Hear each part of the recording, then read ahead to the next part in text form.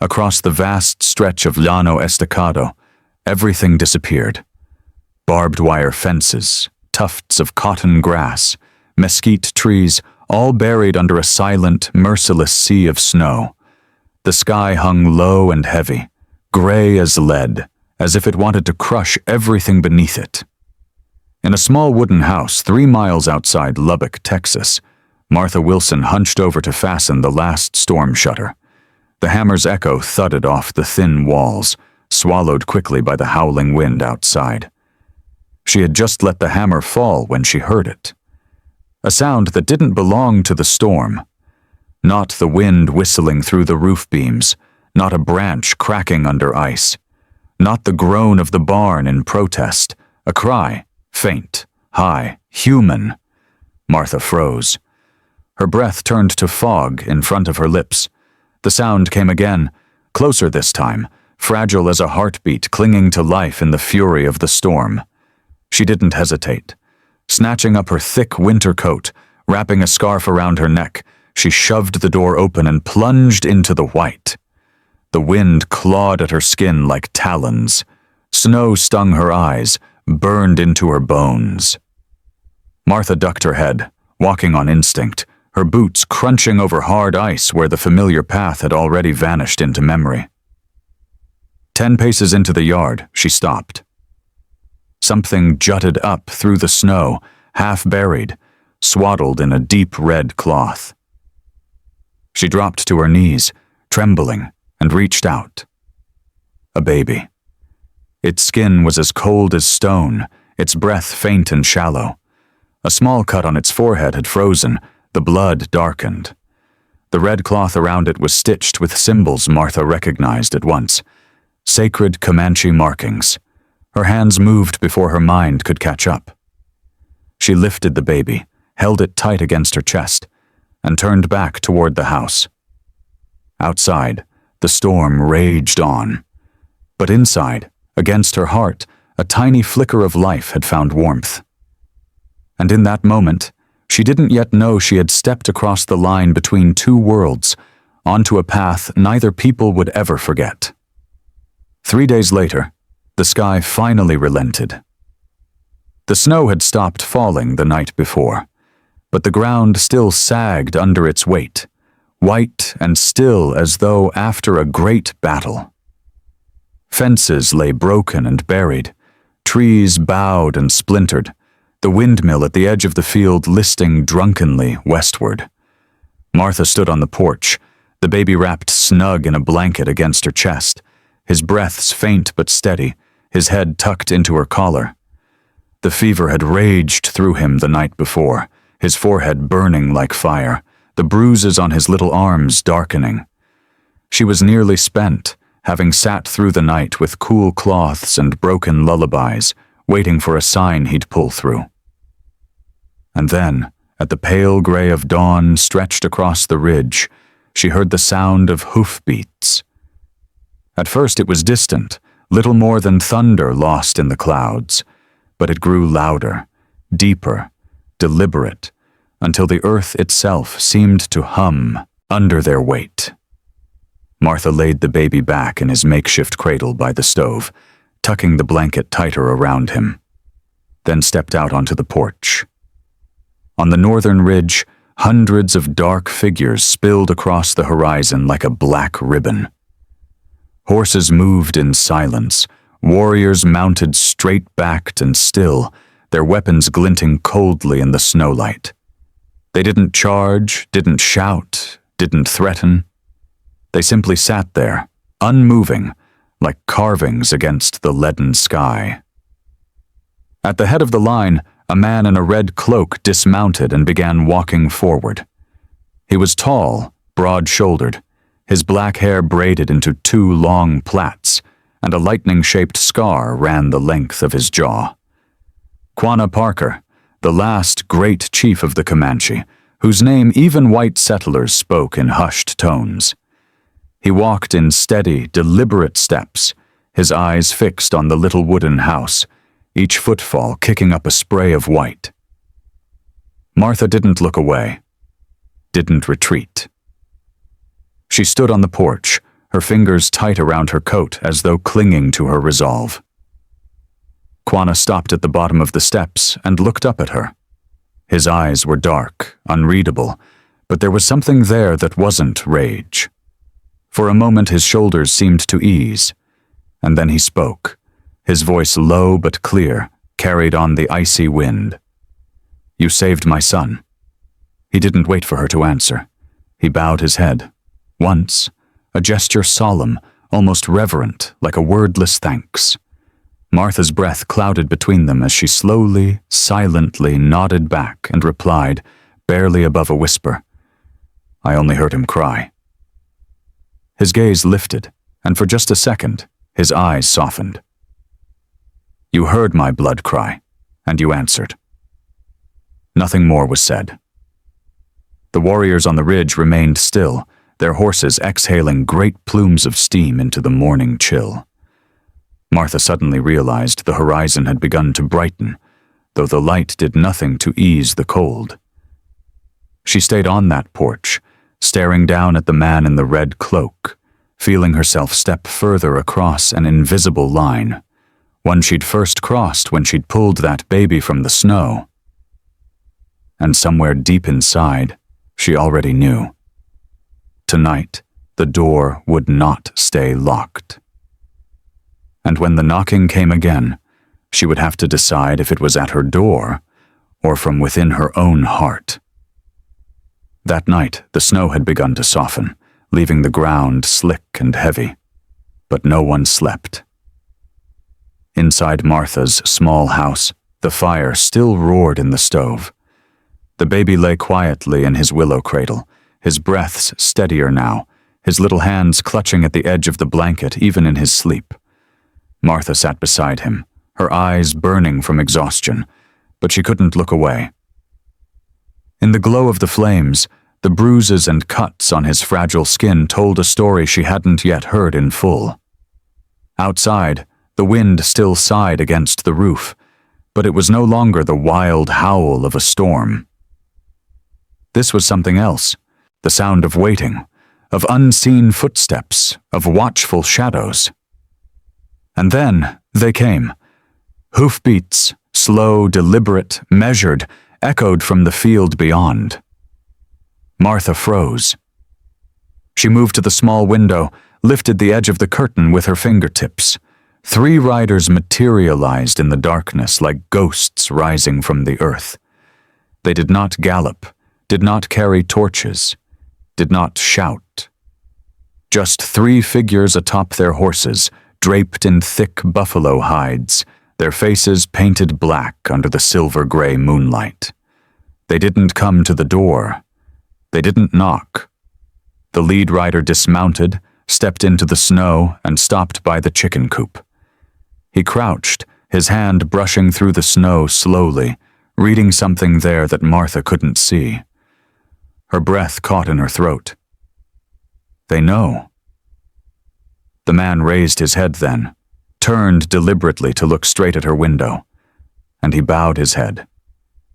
No words, no gesture beyond that single, solemn nod, as though to say, "We've seen." Then he returned to his horse, swung into the saddle, and the 3 of them vanished the way they'd come. Silent, sure, like wind shifting direction. Martha let the curtain fall. Her fingers felt like ice, her heart hammered hard in her chest. She turned to look at the baby in the cradle. He was sleeping, his little fists unclenched.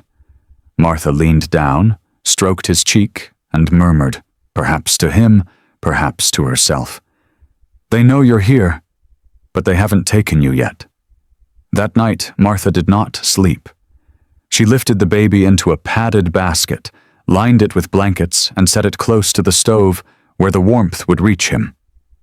Then she took her rifle down from the mantel, cleaned it carefully, loaded it, and laid it on the table. She sharpened an old carving knife and placed it next to the rifle. Then she sat in the corner, back against the wall, eyes fixed on the door, waiting for something she couldn't yet name. Outside, the wind shifted. On the distant ridge, an owl called into the darkness. And just before dawn, she thought she saw the faint silhouette of a lone horse on the crest of the hill, gone as quickly as it appeared, as though to remind her that everything had only just begun. The next morning, the sky was startlingly clear, pale blue like frozen glass. Martha still sat at the table, the rifle resting nearby, her eyes bloodshot from another sleepless night. The baby had made it through quietly, his breaths even now, his little face no longer ashen, his lips rosy once more. She leaned down, readjusting the blanket around him. His tiny fingers suddenly curled around hers, gripping with a surprising strength. His black eyes opened, fixing on her, and in that moment Martha felt as though she'd been seen, as though he already knew who she was, already chosen her the moment his cry rose up through the storm. And then came the sound of hoofbeats again. This time, just one horse, moving steadily, unhurried. Martha tucked the baby back into his cradle, adding another layer of blanket, then stepped outside. Out on the snow stood a figure, not a warrior, but a woman. She wore a pale blue wool cloak, her figure slender, her face sun-warmed, her gaze still as water. She stopped at the bottom of the steps, tied her horse, then looked up at Martha. No words, no smile, no frown. Martha stared back, her chest tightening, but she didn't look away. The Comanche woman pulled a bundle of red cloth from her saddle, holding it to her chest. When she finally spoke, her voice was soft, warm. He does not wish to take the child from your hands himself. He wants to let him be loved one more time. A gust of wind swept across the porch, lifting a few strands of Martha's hair. She swallowed hard, glancing back through the doorway, where the baby lay, wide-eyed, waiting. And so Martha nodded. She pulled on her coat, descended the steps, and took hold of her old mule's reins. The woman waited, never rushing her. They mounted up and turned north, riding together across the white expanse. Neither spoke. Martha held the baby close against her chest, feeling his frail heartbeat steady under her palm, mingling with the rhythm of the hooves. The sky brightened slowly, sunlight turning the snow into shards of light. At last they reached a low ridge. Beyond it lay a wide encampment, buffalo hide lodges arranged in a circle, thin smoke rising from the central fire. Children ran barefoot through the snow, gray dogs barked lazily, men sharpened spears at the fireside, women braided rawhide on the thresholds. Everything stopped when Martha dismounted. They watched her, not with contempt, not with threat, just watched, as though they already knew who she was. From the largest lodge, a figure stirred. Quanah Parker emerged, no longer in his red cloak, but a white linen tunic, his long braids tied with bone beads. His dark eyes went to the baby in her arms, and for the first time, the stone of his face cracked into the faintest of smiles. He stepped forward, unhurried. Martha stood her ground. He reached out, his hand barely brushing the baby's cheek before meeting Martha's gaze. And in his eyes she saw something she couldn't quite name, pride, gratitude, and a promise that needed no words. She held the baby a moment longer, squeezing him tight before letting go. Quanah took his son into his arms, bowed deeply. Martha returned the gesture, her hand unconsciously pressing over her own heart. Before turning to leave, the woman in blue placed something in Martha's hands, a small bundle. When Martha opened it, she found a bone pendant carved into the shape of a bird flying through snow, a mother chosen, not born. Martha closed her eyes, curling her fingers around the gift. And when she opened them, she realized she was already smiling. As the fire in the central pit flared once more, the entire camp glowed with a strange, warm hush. Martha stood a few steps back, her hand still gripping the carved bird pendant she'd been given earlier, feeling every rough line of its sacred design. Her eyes followed the baby in Quanah Parker's arms. Calm now, his wide eyes taking in everything around him. Quanah carried the child toward her, his steps deliberate, his broad shoulders steady. He stopped in front of Martha, bowed again, then gently lowered the boy so his tiny bare feet touched the soft snow. The boy stood there, wobbling for a heartbeat, then toddled forward and clung to Martha's skirt, his little hands clutching her coat like he'd found his home. Martha bent down and scooped him up. For a long moment, Quanah simply watched, his face still and unreadable. Then he reached forward, unfastened the old bone necklace around the child's neck, and replaced it with a new one, brighter, more finely worked, the leather fresh and the carving crisp, as though made that morning. He lifted his gaze to Martha, his voice low and deep, carrying like a drumbeat. "I give him a new name, and you, a name as well." Martha blinked in surprise, her brow knitting slightly as she murmured, "What name?" Quanah placed a strong hand on her shoulder, his fingers firm but not harsh, as though passing some unspoken strength to her. His dark eyes softened, just enough to reveal something rarely seen, a sliver of gentleness and respect. Then, slowly, he said, "Mother who hears the wind." Martha stood still. A sudden gust swept through the camp, sending thin ribbons of smoke curling upward and scattering embers into the night air. She didn't answer, only tightened her grip on the new pendant, her eyes stinging but dry. Behind her, the woman in blue stepped forward, holding a narrow wooden board, bound in rawhide and adorned with feathers, beads, and ancient protection symbols, a traditional Comanche cradle board. She approached and offered it to Martha. Martha accepted it with a quiet nod, her gaze lingering on its intricate details before returning to the boy. She lifted him and laid him gently in the cradle board, where he relaxed at once, his tiny arms falling to his sides, his breath deep and trusting. Quanah nodded and said quietly, "From now on, you are his blood, and blood is never left behind." She clutched the cradleboard to her chest and bowed her head, her silence speaking a vow no words could hold.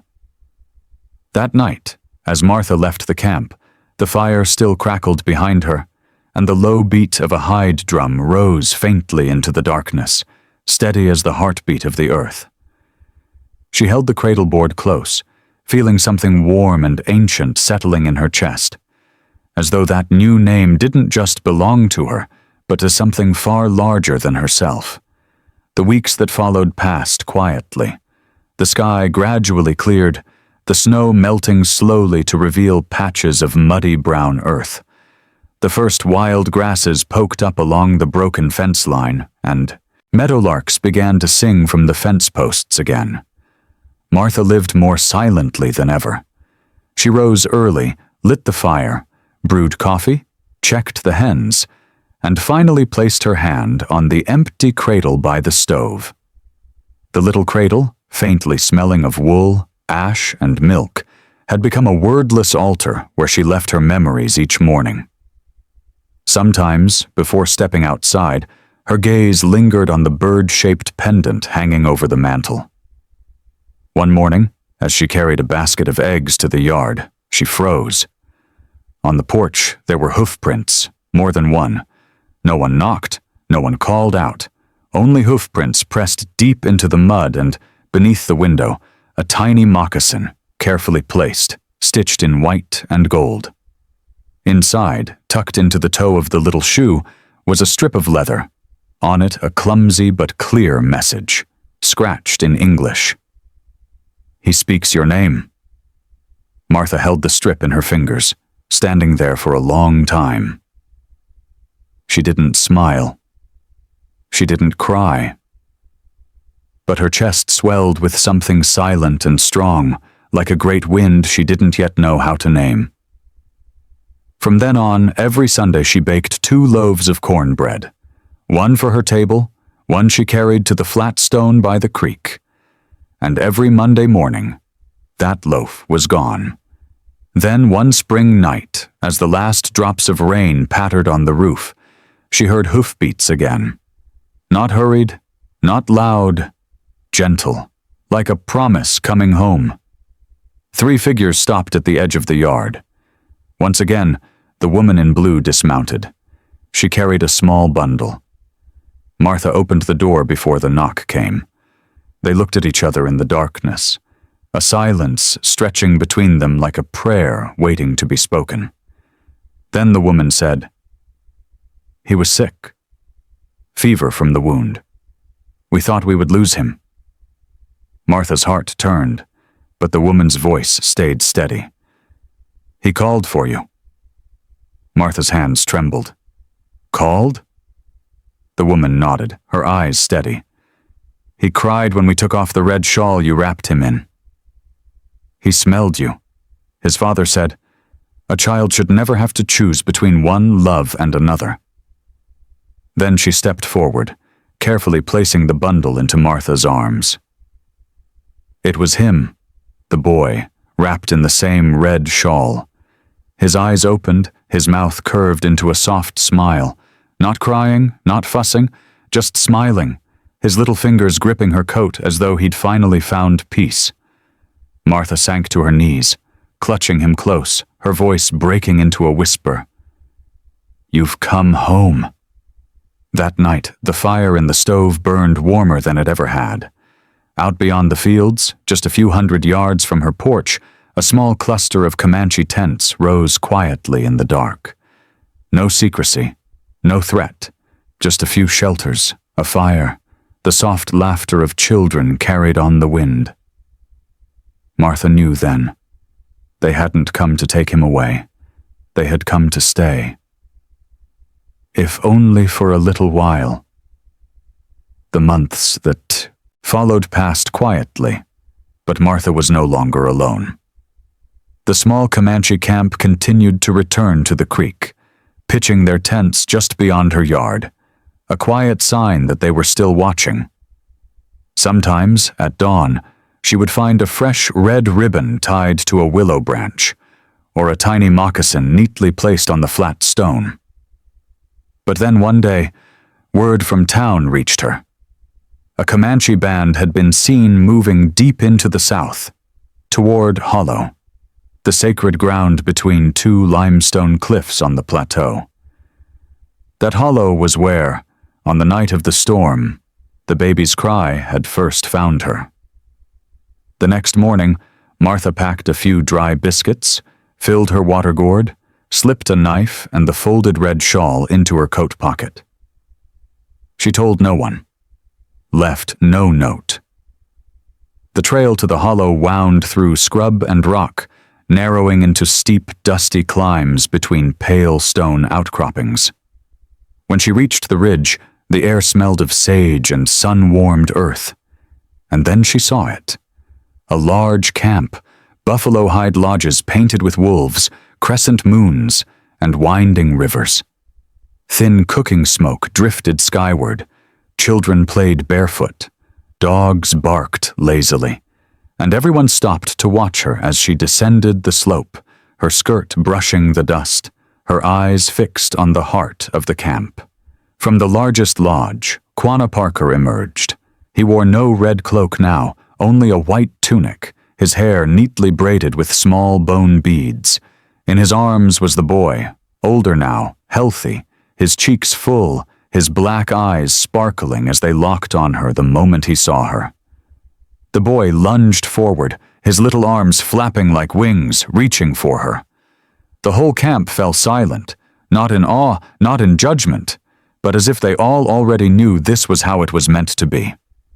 Martha stood frozen for a moment, then stepped forward. Quanah bowed his head and handed the boy to her. No ceremony, no explanation, only trust. She clutched the boy tightly, her hands trembling, and for the first time in years she cried, not from grief but from being whole again. That night they lit a fire and danced. Martha didn't dance. She sat by the flames, the boy asleep in her lap. Around her, women moved like wind and water, their feet stirring up dust in rhythm, their hands drawing unseen stories into the night air. One woman knelt and placed a piece of painted deer hide beside Martha. On it were 3 symbols: a cradle, a fire, and 2 birds flying side by side through the snow. The woman smiled and said softly, "We do not burn what the wind delivers." Martha bowed her head, her eyes stinging, her heart finally understanding that this hollow was more than sacred ground. It was where the other half of her heart had been waiting all along.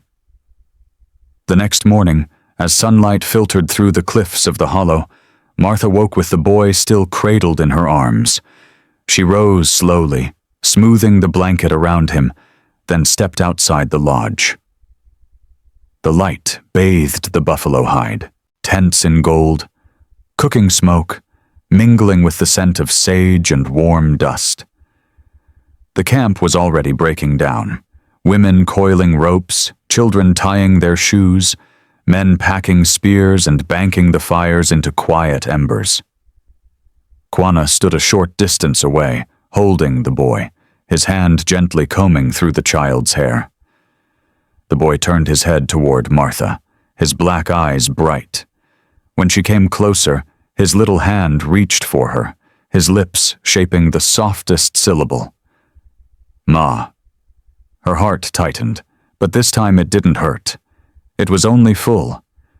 Quanah handed the boy back to her, nodding faintly, his voice deep but sure. No warrior burns the place his son was reborn. She held the boy close, breathing in the smell of smoke, hide, and thawing snow on his hair. Then Quanah pulled a small pouch from his tunic and placed it in her palm. "Wild tobacco seeds. Mix them into your garden, so he'll remember both his homes." Martha pressed the pouch to her chest. She didn't answer. She didn't need to. The boy's small fingers brushed her cheek as sunlight broke through the canyon. When the band left Hollow, Martha didn't call out or hold them back. She simply stood there, watching. The boy glanced back once, grinning, and tossed her a small carved wooden token, a pair of wings etched into snow. She caught it mid-air, smiling into the wind. That evening, she returned to her little house by the creek, softly scattering the seeds into her garden soil, tucking them in with care, a quiet promise. Autumn arrived gently, like an old friend. Cool winds, heavy apples, crows calling at dawn. She lived slowly now, at peace. She still baked 2 loaves of cornbread every Sunday, one for her table, one left on the stone by the creek. Sometimes it was gone the next morning, sometimes not. She never minded either way. Years passed. She never married again. She never left the valley. When Martha died, she wasn't buried in the town churchyard, but beneath the pines by the creek. Her headstone bore only one word: Mother. That winter morning, at her burial, a tall young man, high cheekbones, braided hair, broad shoulders, stood under the pines, holding a small child in his arms. He lowered his head deeply before her grave. In his hand was a tiny moccasin, stitched with a white-winged bird flying through snow, which he placed carefully on her headstone. The wind whispered through the branches, and someone, no one could say if it was a person or just the wind, murmured, "Mother who hears the wind was never left behind." On the Llano Estacado Plateau, where the wind still sings through the pines and snow still blankets the old trails, they still tell the story of a mother, not by blood, but by choice. She was the woman who heard a cry through the blizzard, who knelt and lifted a child cold as stone, who gave her warmth when the world turned its back. And from that moment on, she stepped into another world Another family, another heart, no longer only her own. People often ask, where does motherhood begin? Is it written in flesh and blood? Or is it born in the instant you wrap your arms around a child, no matter who they belong to? And that child, growing up between two worlds, carrying two homes, two cultures, two heartbeats in his chest, would he ever forget where he was saved when the storm tried to take him? If it were you, when the world turned cold, when the dark threatened to swallow you, and a stranger opened their arms to hold you, what would you call them? Perhaps it doesn't matter where you come from. What matters is where you feel you belong. And if you ever find yourself on that plateau one day, standing before a wooden headstone carved with just one word, Mother, bow your head, because sometimes the wind still whispers the story of a child and the mother who heard her name carried on the wind.